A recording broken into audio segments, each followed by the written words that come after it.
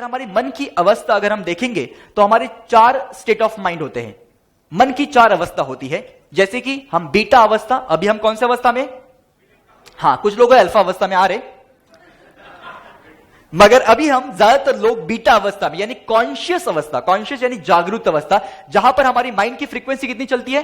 14 to 35 पर cycle second चलती है। अगर आपने कभी हॉस्पिटल में गए होंगे या आपने टीवी के ऊपर देखा होगा कोई मूवीज के अंदर, हार्ट बीट चेक करने के लिए ईसीजी मशीन होता है, इलेक्ट्रॉनिक कार्डियोग्राम्स, राइट? उसी तरह से हमारी माइंड की फ्रीक्वेंसी चेक करने के लिए ईईजी मशीन होता है, जिसके अंदर हमारी माइंड की फ्रीक्वेंसी हम चेक कर सकते हैं। जैसे कि हम बीटा अवस्था में रहते हैं, हमारी माइंड की फ्रीक्वेंसी 14 to 35 पर साइकिल सेकंड चलती है और तभी हम कॉन्शियस अवस्था में रहते हैं। मगर जब हम थीटा अवस्था में रहते हैं, थीटा अवस्था यानी सोने की अवस्था, जब हम सो जाते हैं तब हमारी माइंड की फ्रीक्वेंसी 4 to 7 पर साइकिल सेकंड पर चलती है, तो हम सो गए। मगर उसके नीचे और एक अवस्था है जिसे हम कहते हैं डेल्टा अवस्था। अगर हम मेडिकल भाषा में कहूं तो उसको कोमा अवस्था कहलाते हैं। आपने सुना होगा ना, वो इंसान कोमा में गया तब उसकी माइंड की जो फ्रीक्वेंसी है वो 1 to 4 पर साइकिल सेकंड पर चलती रहती है। उसको कुछ भी मालूम नहीं है, बस सांसें चल रही है, हार्ट बीट चल रही है, बस बाकी कुछ भी अनकॉन्शियस है वो, राइट? सो बीटा अवस्था है। हमें सबसे इंपॉर्टेंट कोई अवस्था हमारे जिंदगी को लेकर है तो वो है हमारी अल्फा अवस्था। अब अल्फा अवस्था जिसमें हमारी माइंड की फ्रीक्वेंसी 7 to 14 पर साइकिल सेकंड पर आती है, तब हमारा सबकॉन्शियस माइंड जो है वो सबसे ज्यादा एक्टिव हो जाता है।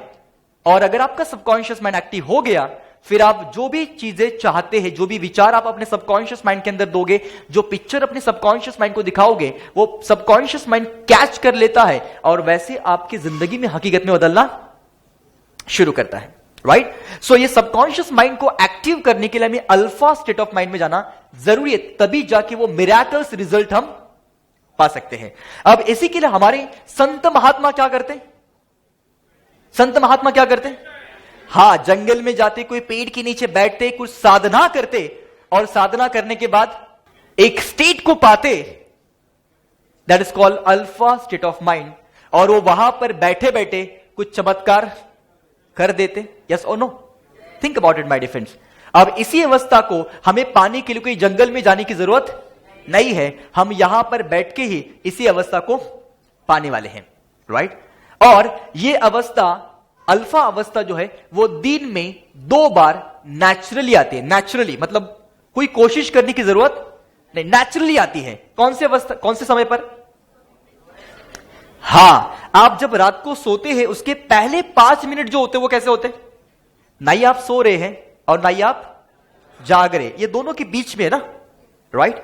सो बीटा भी नहीं है और थीटा भी नहीं है, ये दोनों के बीच की अवस्था है अल्फा अवस्था। ना ही आप जाग रहे हैं ना ही आप सो रहे, ये दोनों के बीच की अवस्था है। और जब आप सुबह उठते हैं तो पहले 5 मिनट कैसे होते?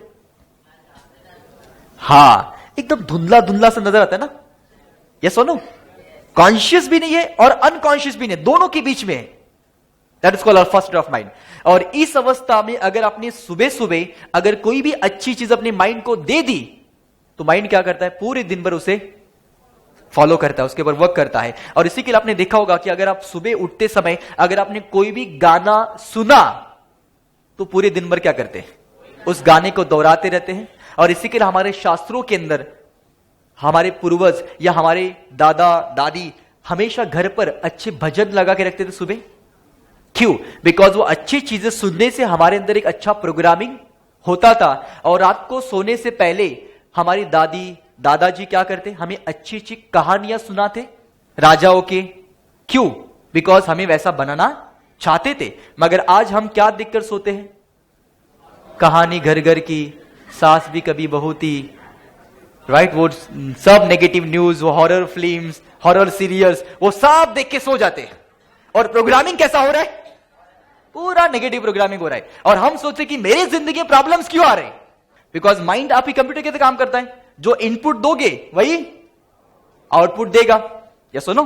गार्बेज इन गार्बेज आउट, वही तो काम करता है। सो अगर आपने सुबह से लेकर रात तक जो माइंड के अंदर डालने वाले, माइंड क्या करेगा? उसके ऊपर ही काम करने वाला है। और इसी के लिए हमेशा याद रखिए, ये जो स्टेट है, मॉर्निंग में उठने के बाद पहले 5 मिनट और रात को सोने से पहले 5 मिनट, ये 10 मिनट का सही उपयोग करना जरूरी है। अगर हमें अल्फा अवस्था में जाना है तो नेचुरली हम 2 बार आते हैं, ये तो आपने जान लिया। मगर मुझे अभी जाना है, इस समय पर जाना, तो मैं कैसे जाऊंगा? उसके लिए कौन सा रास्ता है? यस, मेडिटेशन या रिलैक्सेशन या अलग अलग प्रोसेस है, हिप्नोसिस की कुछ अलग प्रोसेस है जिसके द्वारा हम अल्फा अवस्था में इजीली और आसानी से जा सकते हैं।